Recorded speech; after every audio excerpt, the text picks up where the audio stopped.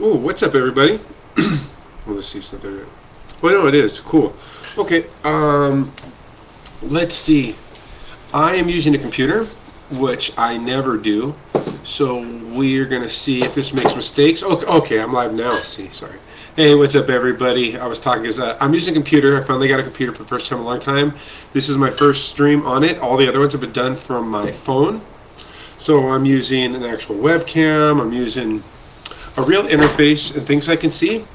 Hopefully it'll cut back on some of the lag and some of the delay, and I'll get some better lighting in here. I think I'm going to put a little light, like a mount a light over here somewhere, or right behind, even put a lamp that goes over there. I think that'll be good. All right, let's get into this. So we're reading the Spoke Zarathustra Part 3. We are on the part titled The Return Home. O solitude, my home solitude, too long have I lived wildly in wild strange places not to return home to you in tears. Now you may threaten me with your finger as mothers threaten. Now you may smile at me as mothers smile. Now you may say to me, and who was it that, like a storm, once stormed away from me? Who shouted in parting, too long I have sat with solitude. I have forgotten how to be silent. That I suppose you have learned again now. O Zarathustra, I know everything. Also that you were more forsaken among the many, being one than ever with me. To be forsaken is one thing, to be lonely another. That you have learned now. And that among men you will always seem wild and strange. Wild and strange even when they love you. For above all things, they want consideration. Let me see. That's cool. Here, however, you are in your own home and house. Here you can talk freely about everything and pour out all the reasons. Nothing here is ashamed of obscure, obdurate feelings. Here all things caressingly to your discourse. Here all things come caressingly to your discourse and flatter you. For they want to ride on your back. On every parable you ride to every truth. Here you may talk fairly and frankly to all things, and verily it rings in their ears like praise when somebody talks straight to all things. To be forsaken, however, is another matter. For do you still remember, Zarathustra, when your bird cried high above you, when you stood in the forest undecided where to turn, ignorant, near a corpse, when you said, may my animal lead me? I found it more dangerous to be among men than among animals. Then you were forsaken. Let me make sure there, yeah. Then you were forsaken. And do you still remember, Zarathustra, when you sat on your island, a well of wine among empty pails, spending and expending, bestowing and flowing among the thirsty, until finally you sat thirsty among drunk and complained by night. Is it not more blessed to receive than to give, and to steal more blessed than to receive? Then you were forsaken. And do you still remember, Zarathustra, when your stillest hour came and drove you away from yourself, speaking in an evil whisper, speak and break. When it made you repent all your waiting in silence and discourage your humble courage, then you were forsaken. O solitude, O my home, solitude, how happily and tenderly your voice speaks to me. We do not question each other. We do not complain to each other. We often walk together through open doors. For where you are, things are open and bright, and the hours too walk on lighter feet here. For in darkness, time weighs more heavily on us than in light. Here, the words and word shrines of all being up before me. Here all beings wish to become world. All becoming wishes to learn from me how to speak. Down there, however, all speech is in vain. There, forgetting and passing by are the best wisdom that I have learned now. Forgetting and passing by are the best wisdom that I have learned now. He who would grasp everything human would have to grapple with everything. But for that, my hands are too clean.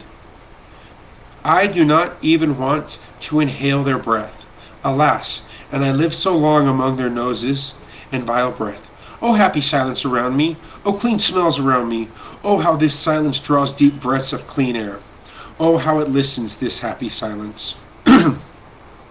But down there, everyone talks and no one listens. You could ring in your wisdom and bells. The shopkeepers is the marketplace would the shopkeepers in the marketplace would out jingle it with pennies. Everyone among them talks. No one knows how to understand anymore. Everything falls into the water. Nothing falls into the deep wells of any longer. Everyone among them talks. Nothing turns out well anymore and is finished. Everyone cackles, but who still wants to sit quietly in the nest and hatch eggs? Everyone among them talks. Everyone is talked to pieces. And what everyone and what even yesterday was still and what even yesterday was still too hard for time itself and its tooth today hangs, spoiled by scraping and gnawing, out of the mouths of the men of today. Everyone among them talks. Everything is betrayed. And what was once called the secret and the secrecy of deep souls today belongs to the street trumpeters and other butterflies. Oh, everything human is strange, a noise on dark streets. But now it lies behind me again. My greatest danger lies behind me. Consideration and pity have ever been my greatest dangers, and everything human wants consideration and pity. With concealed truths, with a fool's hands, and a fond, foolish heart, and a wealth of the little lies of pity. Thus I always lived among men. Disguised I sat among them, ready to mistake myself that I might endure them, and willingly urging myself, you fool, you do not know men. One forgets about men when one lives among men. There is too much foreground in all men. What good are far-sighted, far-seeking eyes there? And whenever they mistook me, I, fool that I am, showed them more consideration than myself, being used to hardness against myself. And often I even took revenge on myself for being too considerate, covered with the bites of poisonous flies and hollowed out like a stone of many drops of malice. Thus I sat among them, and I still remembered myself. Everything small is innocent of its smallness, especially those who call themselves the good.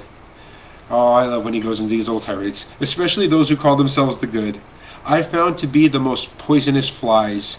They bite in all innocence. They lie in all innocence. And how could they possibly be just to me? Or how could they possibly be just to me?